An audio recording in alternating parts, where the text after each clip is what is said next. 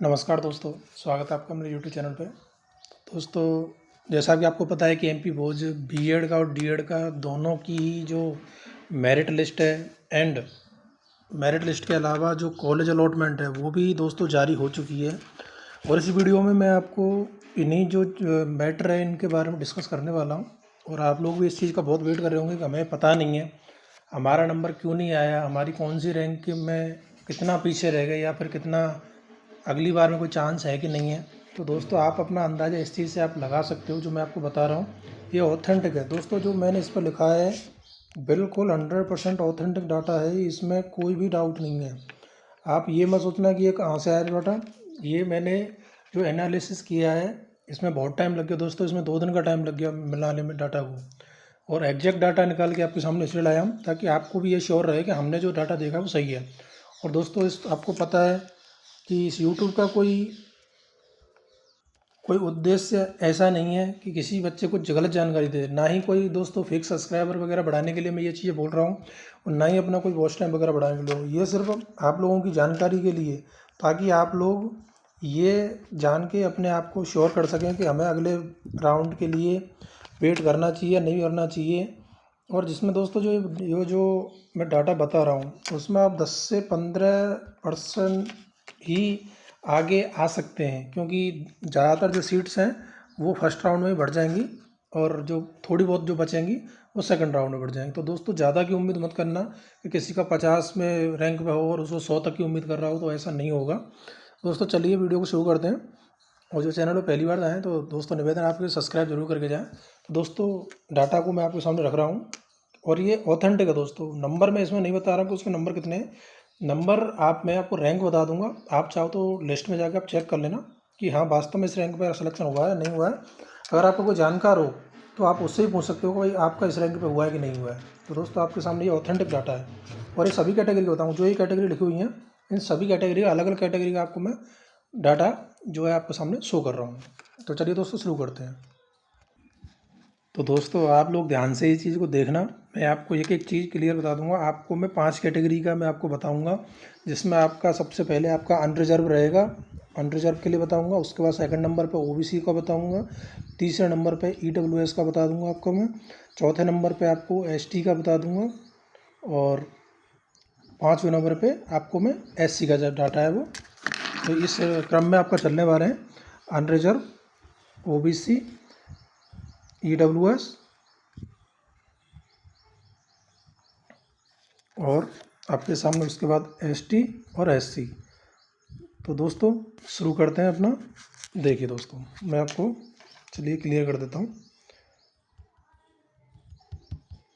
सबसे पहले बात करते हैं दोस्तों यूआर कैटेगरी की।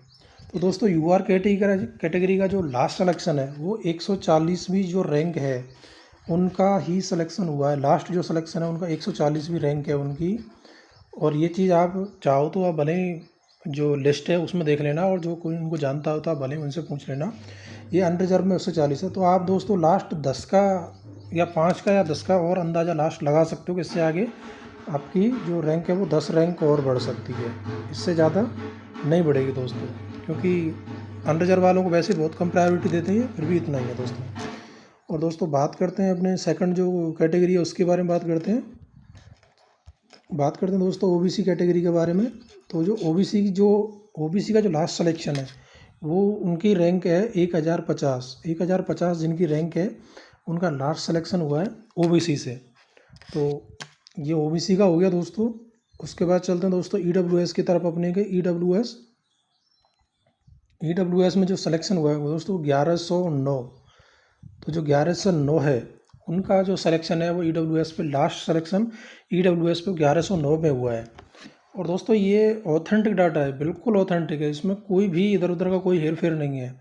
आप कहोगे कि इतनी तो सीट नहीं है या फिर उतनी उनकी सीट नहीं है, तो दोस्तों इसमें क्या है कि जिसकी मान लीजिए जो टॉप रैंकर्स में उन्होंने किसी ने वो नहीं कराया है, किसी ने काउंसलिंग नहीं कराई है, किसी ने डॉक्यूमेंट वेरिफिकेशन नहीं कराया है, दोस्तों इस चीज़ का इफेक्ट पड़ा है। तो इसलिए पीछे वालों का नंबर आपके आ गया है इसमें दोस्तों। तो आप इसमें बिल्कुल हैरानी वाली कोई बात नहीं है। और ईडब्ल्यूएस का हो गया दोस्तों। इसके बाद आपको मैं एसटी का डेटा बता देता हूँ दोस्तों। एसटी का डेटा बताता हूँ। एसटी का जो सिलेक्शन है वो 1070 तक हुआ दोस्तों। 1070 रुपये जिनकी रैंक है एसटी की, वो लास्ट सिलेक्शन उनका एसटी वालों का हुआ है। और आपको एससी का डेटा और बता देता हूँ दोस्तों। एससी कैटेगरी वालों का, एससी कैटेगरी वालों का दोस्तों सिलेक्शन हुआ है वो 1137 तक जाके उनका सिलेक्शन एससी वालों का हुआ है दोस्तों। तो दोस्तों आपके सामने ये मैंने कैटेगरी आपके सामने डिफाइन कर दी हैं। आप इनको बिल्कुल एनालिसिस कर लीजिए और अपना 5-10 का ऊपर नीचे कर सकते हो। रिजर्व कैटेगरी का तो थोड़ा ज़्यादा हो सकता है, लेकिन अनरिजर्व कैटेगरी का खासकर ज़्यादा बेटर है। अनरिजर्व कैटेगरी वाले 140 तक अभी इसमें सिलेक्शन हुआ है, तो लास्ट 150 तक कोई भी जो अंडर में आते होंगे, चाहे वो 2 आए, चाहे 3 आए, चाहे 4 आए, इतने तक हो सकता है। 160 तक भी जा सकता है अगर 2-4 बच्चे ही हों 60 तक।